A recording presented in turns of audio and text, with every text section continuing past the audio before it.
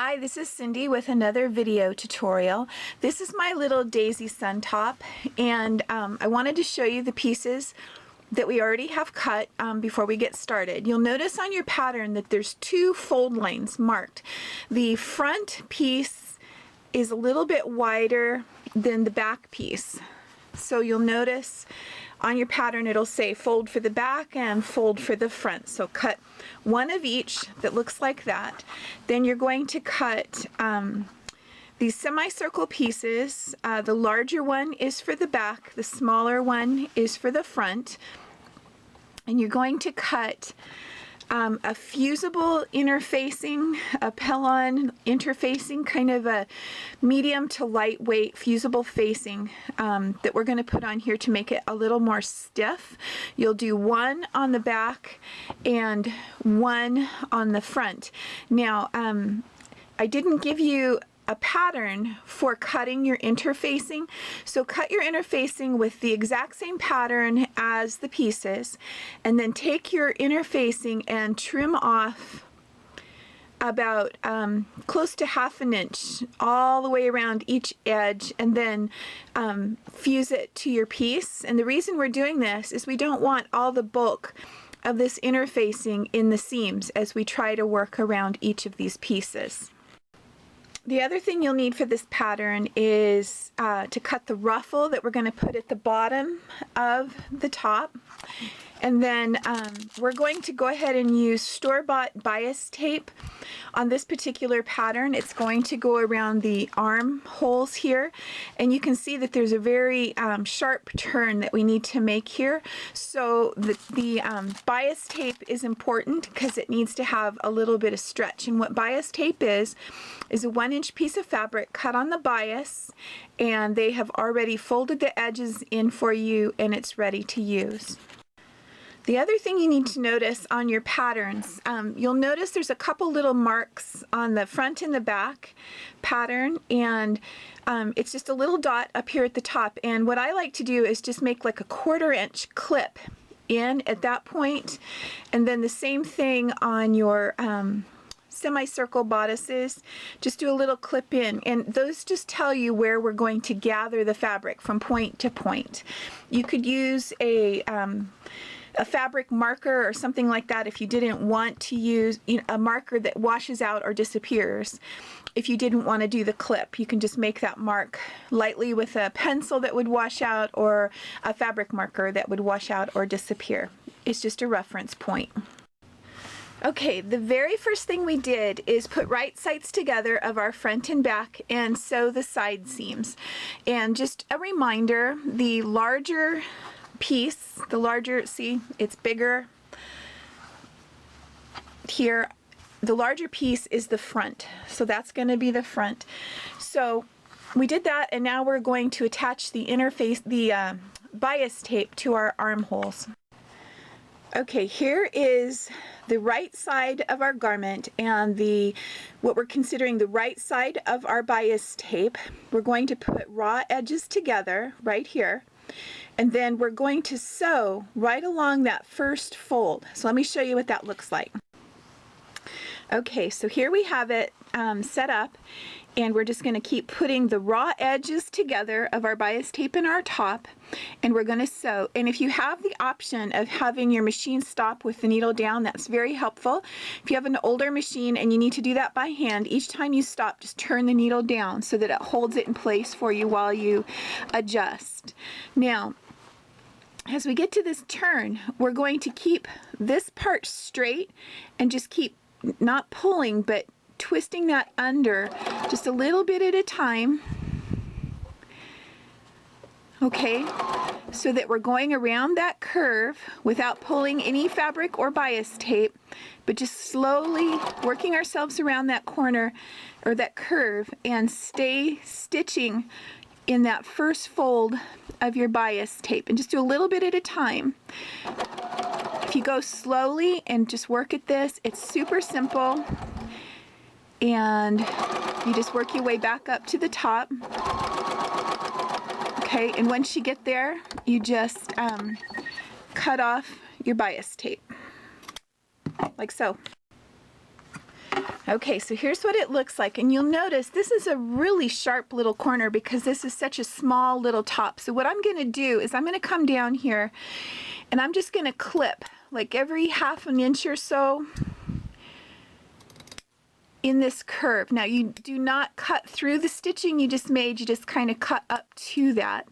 And what this does when you do a clip, it allows your fabric to give more and not be so hard to turn it. So here we are. The next thing we're going to do is we're going to turn our bias tape to the inside of the garment like this. All right, you'll see that it's going to go that way all the way around, and then we're going to put this outside edge so that it looks really nice and neat, and then we're going to top stitch right along this outside fold all the way around. I'll show you what that looks like. So you'll see I have folded the bias tape back. Here is that really nice edge that's going to be on the front of our garment, and I'm going to sew as close as I can to the edge of that folded bias tape along the back. Now when I get up here to where the curve is, I'm going to keep folding it over, and with my fingers I'm just going to make sure that it stays nice and flat on the front and on the back, and I'm going to just very slowly work around that corner, just tiny bit at a time, and just keeping it as nice and flat as I can, and keeping it going nice and straight. And this takes a little bit of practice, but once you get this down, this is an awesome technique that you'll use in a lot of different places.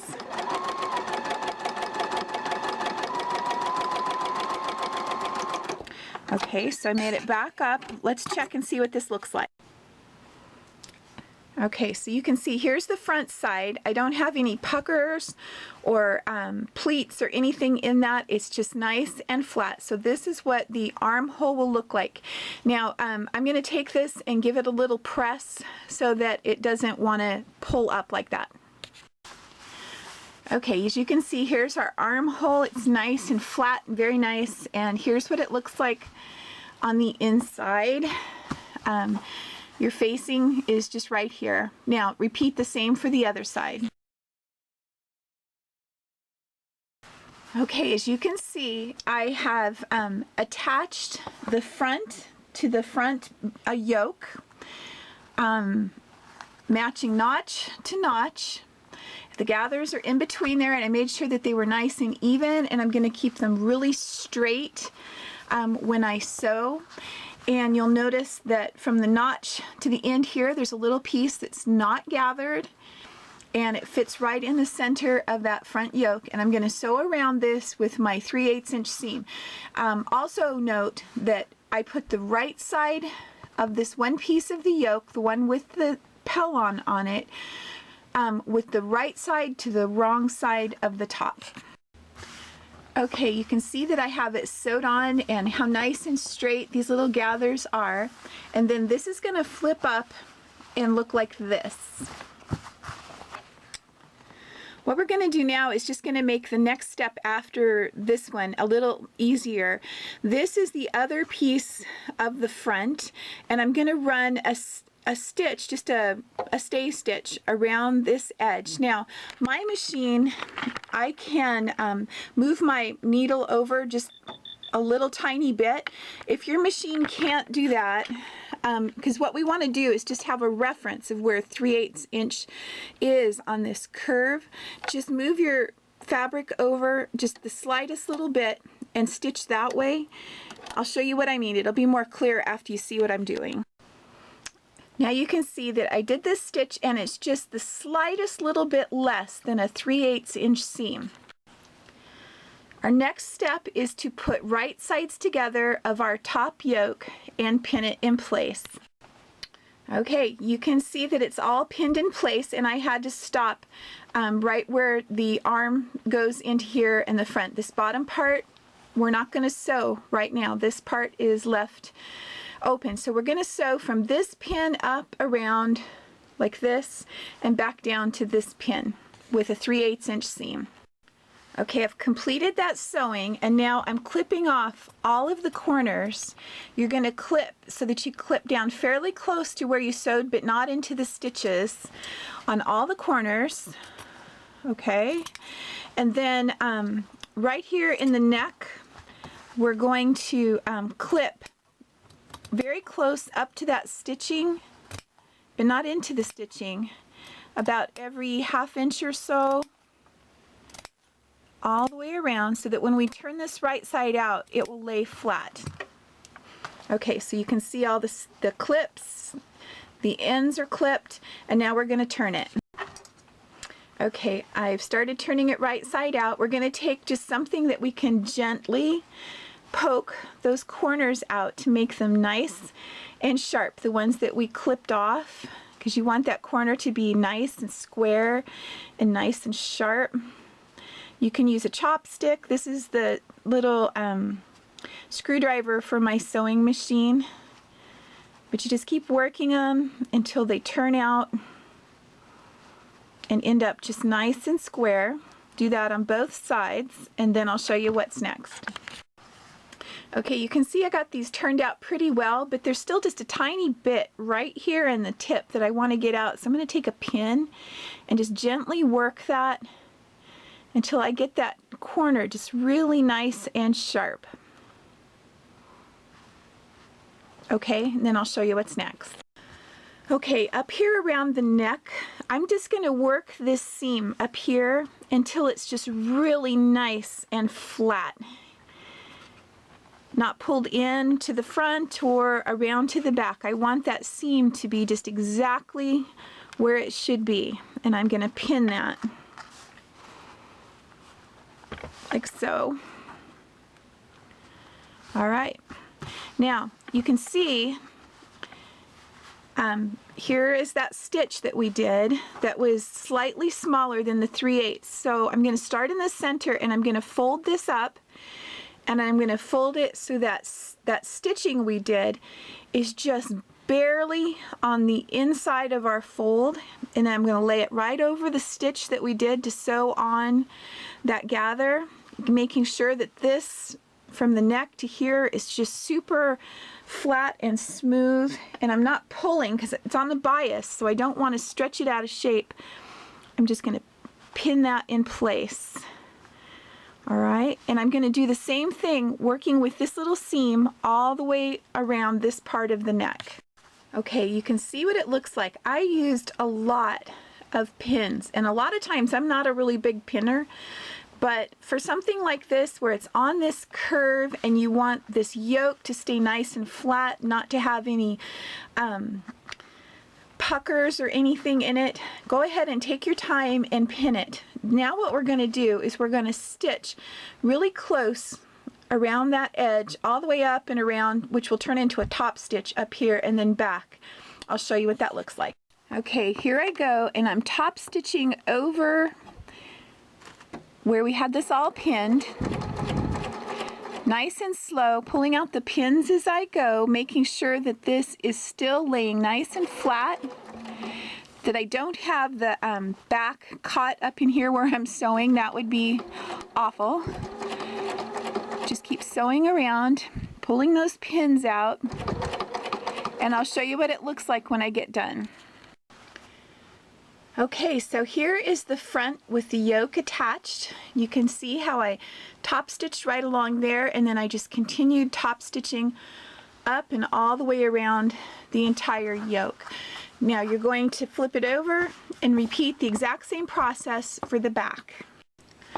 Okay, so now we have the front and the back done, and remember the back is not as full as the front. I wanted to show you this little section right here where the arm goes up into your yoke.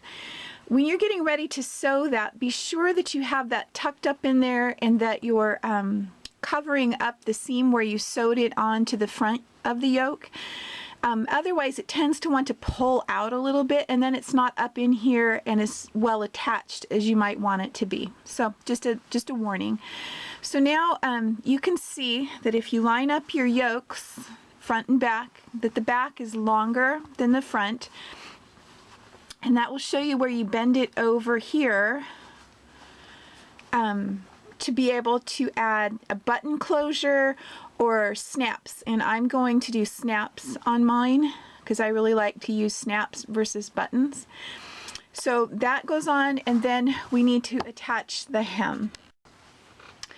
You have a lot of options in doing your hem. This particular one, I used a serger and did a rolled hem at the edge. You could also do a turned up edge by hand, or using a rolled hem foot on your sewing machine and then attaching it to your skirt. Or you could take and cut it double width, fold it in half, and then sew both edges up into the seam. So choose whichever one that you like the best. You want the end result of your hem to be approximately 1 inch from here to here. So remember to add your 1/2 inch seam allowance to the top here. We're getting ready to attach the ruffle to the bottom, and to make it so that my gathers are going to be even all the way around this little top, I have marked the center front and the center back of the dress. I marked the sides, and remember the front was a little bigger than the back, and so I went ahead and figured out what the actual sides were and marked those, and I did the same things, the center front, center back, and sides of the ruffle that I'm going to attach. Now I'm going to do a gathering stitch around the top of the ruffle and attach it right side to right side on the top. Okay, you can see that I have pinned the ruffle right sides together. I'm starting in the center back. I matched up all 4 quadrants and then evenly distributed the ruffle in between, so that I know I'm not going to start out with a really full ruffle and then end up with no gathers at the end. So anyway, I'm going to sew this on using my 3/8 inch seam, and I'll show you what it looks like at the end. Okay, so I finished attaching the ruffle, and then I finished this edge using my serger. If you don't have a serger, you could trim it down so that it's nice and neat and zigzag the edge. Then I pressed it up this way and top stitched it down. So basically, this little top is just about finished. And here's what it looks like. I still need to put the snaps up at the shoulder, but I'm going to take just a piece of Notions trim that you can buy off the bolt or wherever at your fabric store, and I'm going to tack that down around the collar up here at the top. So I'm going to do that and put the snaps on and show you what it looks like when I'm finished. Okay, I have attached my embellishment that I purchased. My one word of caution when you're buying your trims is to look and be sure that they're washable. So that's important. And then on this particular one, I knew that if I just sewed it down the center, that the little petals on the outside, when you wash it, would curl up. So I went ahead and I stitched each one of these petals down so that they're nice and secure. I put the snaps in here. Okay, these are metal snaps. It takes a special machine to do that. I get mine at Cam Snaps. It's kind of expensive to get started using these, but I love them. The other option is using vinyl snaps. They look like this. They have a vinyl snap that has a spike in the center, and you put the little piece, the snap part, over it, and then you smash it using this tool. This is inexpensive, and it's a great way to start using snaps, and you'll use it all the time. If you invest in it, you should be able to get started for approximately $20, $25. Something like that. The only issue with these snaps, and it wouldn't be a really big deal on this particular outfit, is you cannot get your iron. You can't touch your iron on these, or your iron will melt these snaps. The other option here would be to do a buttonhole. I'm not sure that Velcro would be strong enough to hold it closed. So anyway, there is that particular thing, and then I just did a small bow out of satin ribbon. I'm going to attach it here in the center. My tip when using satin bows to keep the ends from fraying is to use a lighter and just barely touch the edge like that and it melts it. And so now that won't fray, and I'm going to sew that directly on there. Thank you for watching. This is Cindy from VintageToNew. I hope you enjoyed this video tutorial, and you can find my patterns over on Etsy, so I hope you check those out.